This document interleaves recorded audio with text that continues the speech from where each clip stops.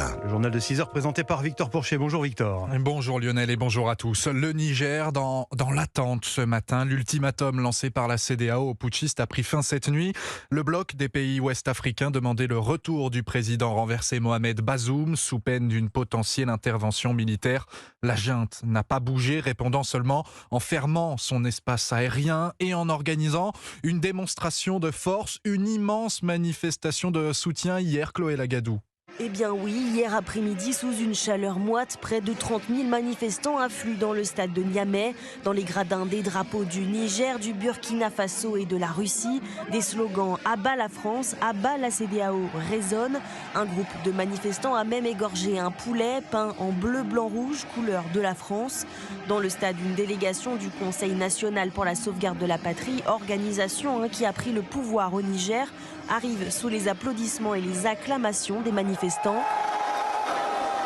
Le général Mohamed Toumba, l'un des dirigeants, s'exprime devant la foule. Il dénonce ceux qui sont tapis dans l'ombre et qui sont en train de manigancer la subversion contre la marche en avant du Niger. Une démonstration de force de la part des putschistes qui n'envisagent pas pour l'instant de céder la place. Chloé Lagadou pour Europe 1. De son côté, Paris sanctionne l'un des soutiens du coup d'État au Niger. La France a décidé de suspendre jusqu'à nouvel ordre toutes ses aides budgétaires au Burkina Faso. Une course contre la montre engagée maintenant au large des côtes de l'île italienne de Lampedusa. Au moins 30 migrants sont toujours portés disparus après le naufrage de 2 embarcations de fortune. 2 corps, une femme et un mineur ont été retrouvés sans vie. Les bateaux ont été projetés vers des rochers par les vents violents d'hier.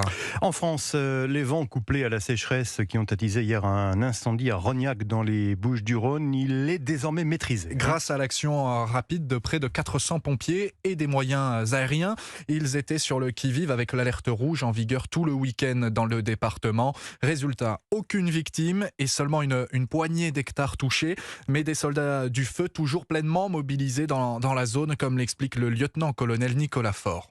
Nous avons travaillé toute la nuit pour poursuivre l'extinction, éviter toute reprise. Nous gardons environ 150 pompiers pour couvrir le territoire et une centaine également sur le feu pour le sécuriser. Même si la température baisse la nuit, les propagations restent importantes. L'appréhension du terrain est toujours difficile de nuit. On voit plus difficilement les accès, les pièges, le relief. Il faut aussi être en capacité d'intervenir rapidement et d'être très vigilant pour la sécurité des intervenants sur ce feu de Rognac. C'est un terrain difficile d'accès avec une très forte pente qui se prolonge par une succession de plateaux, mais une partie de la zone est inaccessible aux véhicules, donc il faut y aller à pied, essayer de gravir les pentes pour aller traiter la moindre fumée et éviter tout risque de reprise. Il faut redoubler d'efforts avant que la température ne remonte et que le vent ne se renforce. Le lieutenant-colonel des pompiers des Bouches-du-Rhône, Nicolas Faure. Les incendies qui frappent durement le Portugal. 7000 hectares ravagés ce week-end.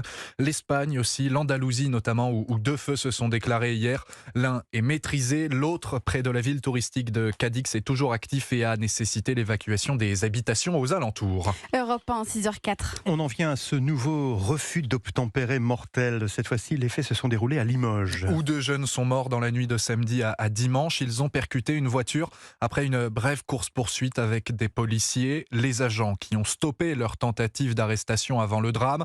Drame qui relance le débat sur la manière de gérer ces interventions. Maï-Hélène Trémollet. Oui, selon le directeur central de la police judiciaire, Mathieu Vallet, il faut penser en amont à la manière d'éviter ces courses-poursuites. Il réclame une justice plus sévère. Il faut restaurer l'autorité de l'État et ça passe par une justice implacable. C'est que si les peines étaient dissuasives, si elles étaient appliquées, si elles étaient fermes, si elles étaient même de courte durée pour marquer le coup, on sait que derrière, on aurait des personnes qui seraient moins soumises à passer à l'acte que ça n'est le cas aujourd'hui parce que l'impunité, c'est la première arme de ce délinquant. Selon lui, les policiers auraient interrompu leur poursuite pour des questions de sécurité, mais également par peur d'un lynchage médiatique et politique. Depuis plusieurs semaines, des mouvements de contestation grandissent au sein de la police nationale. Les syndicats réclament une protection juridique des policiers lors des refus d'obtempérer. L'événement s'inscrit de plus dans un contexte spécial. Un mois après les émeutes qui ont suivi le décès du jeune Naël, tout est mis en œuvre pour éviter un retour des violences. La CRS 8 et un escadron de gendarmerie mobile ont ainsi été envoyés hier soir à Limoges, notamment pour sécuriser la cité dont étaient originaires les 2 victimes. Maï-Hélène Trémollet pour Europe 1. Ce drame aussi à Châtenay journée en Isère. 2 personnes ont été retrouvées mortes dans un gîte.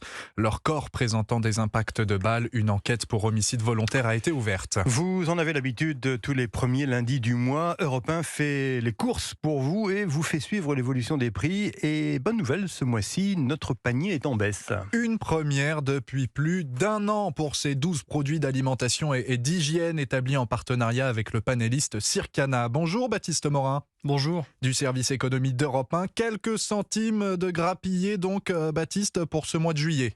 Oui, notre panier européen a vu son prix baisser en juillet. Une baisse contenue, mais une baisse quand même. 24 centimes de moins en un mois. Le signe que le pic de l'inflation est passé, selon Émilie Mayer, directrice des études chez notre partenaire, le panéliste Circana. Le panier illustre bien ce qui se passe sur les prix en général.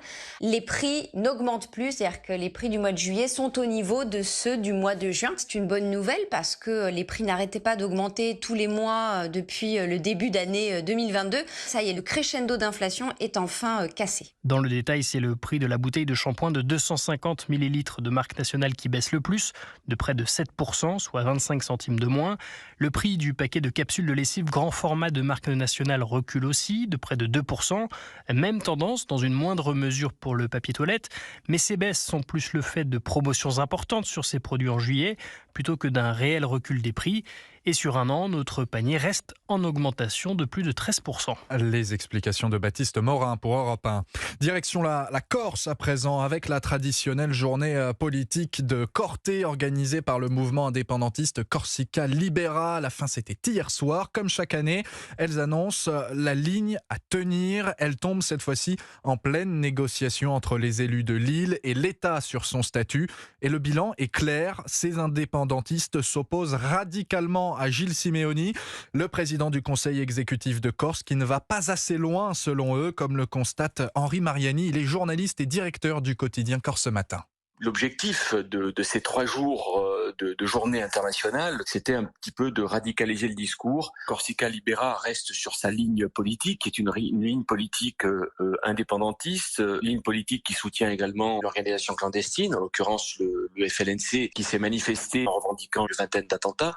Donc c'est clairement une autre offre politique qui est proposée aux Corses, en disant notamment que Corsica Libera ne croit pas du tout au processus d'autonomie qui est actuellement discuté avec le gouvernement. Corsica Libera veut un projet qui va bien évidemment beaucoup plus loin en faveur de la langue corse, en faveur de l'économie, en faveur du foncier notamment. Le mouvement continue, comme il le fait maintenant depuis des mois, à radicaliser de plus en plus son discours et à faire de l'indépendance son cheval de bataille. Henri Mariani, journaliste et directeur du quotidien Corse Matin. Europe 1, 6h09, la suite de votre journal. Victor Pourchet, Lionel Gougelot. Clap de fin pour le grand événement catholique du monde. Le pape François, une nouvelle fois acclamé par 1,5 million de jeunes fidèles pour la messe de clôture des JMJ 2023. Le parc du Tage à Lisbonne, noir de monde pour accueillir le souverain pontife François, qui a évoqué la guerre en Ukraine dans son discours, qui a dévoilé aussi la prochaine ville hôte des Journées mondiales de la jeunesse dans 4 ans. Le reportage de l'envoyé spécial d'Europe 1, Alexandra Gégy. Le calme est revenu dans les rues de Lisbonne après la messe finale du pape hier, une cérémonie d'1h30 qui a conquis les fidèles. Beaucoup pleuraient à chaudes larmes, d'autres étaient très concentrés comme Clovis, 18 ans. Il s'en souviendra toute sa vie. On l'a vu de super près en plus, c'est une chance inouïe, on est super contents. Un grand moment de communion et aussi un discours dans lequel le pape a remercié ces jeunes venus du monde entier. Vous êtes un signe de paix pour le monde. L'exemple que des nationalités, des langues et des histoires différentes peuvent unir plutôt que diviser. Une prise de parole très émouvante pour François, ivoirien. Il donne toujours un bon discours avec des conseils, nous donner la main comme il le dit. Et à la fin de sa messe, le pape a annoncé que les prochaines JMJ se tiendront à Séoul en 2027. John Yeon, sud-coréen, n'en revient pas. Je n'arrive pas à y croire, car la Corée du Sud n'est pas un pays chrétien. Mais quand le pape François a visité le pays en 2014, beaucoup de jeunes Coréens ont découvert l'église catholique. Cet étudiant espère que les jeunes catholiques seront nombreux à venir visiter son pays. Il rêve de battre le record d'affluence des JMJ de Manille en 1995. Ils étaient 5 millions de fidèles à être venus du monde entier. Alexandra Gégy pour Europe 1. Le pape François qui a aussi eu cette petite phrase avant son déplacement déjà annoncé chez nous fin septembre. « J'irai à Marseille, pas en France », explique-t-il. Une manière d'affirmer que son arrivée ne sera pas une visite d'État, mais sera consacrée à la question migratoire. Dans l'actualité également, la meilleure défense, c'est l'attaque pour Donald Trump aux États-Unis. L'ex-chef d'État, accusé de complot pour avoir tenté de renverser le résultat de la dernière présidentielle, veut récuser la juge chargée de son procès. « Je ne peux en aucune manière bénéficier d'un procès équitable avec elle », dit-il. La magistrate Tania Chutkan, désignée aléatoirement, il faut le rappeler, est connue pour avoir sévèrement condamné des partisans de Donald Trump ayant participé à l'assaut du Capitole. On passe à notre série de la semaine. Maintenant, un jour, une immersion auprès des professionnels de l'été. Oui, tous ces métiers qui permettent à ceux qui en ont de profiter de leurs vacances. Premier épisode de la semaine avec une guide touristique et c'est Mathieu Prior qui vous emmène visiter l'île de la Cité à Paris pour Europe 1. Bonjour madame, où est-ce qu'on va aujourd'hui ? On va aller sur l'île de la Cité, je vous expliquerai ça plus précisément. Mon nom est Paul Valois, je suis guide conférencière professionnelle. J'organise des visites de quartier dans Paris. Alors on est devant le palais de justice. Lorsque l'épée est levée, c'est que la justice va s'abattre, c'est une menace. Lorsque l'épée est posée au sol, cela signifie que la justice est rendue. Avant la condamnation, on passe par cette porte-là et puis il y en a une autre avec le glaive posé, exactement, c'est ça, c'est quand c'est bon. Le 36 quai des Orfèvres est le lieu où a été créée la police judiciaire et sur les quais juste à côté, il y avait un marché aux volailles. Voilà pourquoi les Parisiens ont pris l'habitude d'appeler les policiers des poulets. Et le nom est resté. Pourquoi une guide touristique, c'est un plus pour vous ? Surtout, c'est intéressant que ça s'est partagé avec la personne qui connaît l'histoire, qui explique. Parce qu'en passant, on ne voit pas tous les significations. Mais vous connaissez toute Paris, en fait. Toutes ces connaissances en histoire que j'ai acquises, j'ai toujours aimé les transmettre.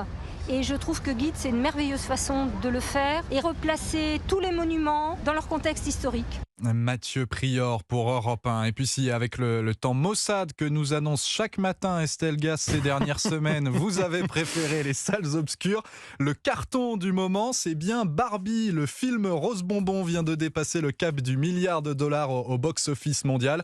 Une performance pour la réalisatrice américaine Greta Gerwig. Jamais un film dirigé par une femme n'avait réussi cet exploit. Ouais, effectivement, bel exploit cinématographique pour ce film Barbie. En revanche, quelques difficultés semble-t-il au box-office pour Indiana Jones. Un peu plus. Les gens préfèrent Barbie, je sais pas. Oppenheimer aussi en salle en ce moment, donc forte concurrence. Ouais, effectivement. Merci Victor Pourchet.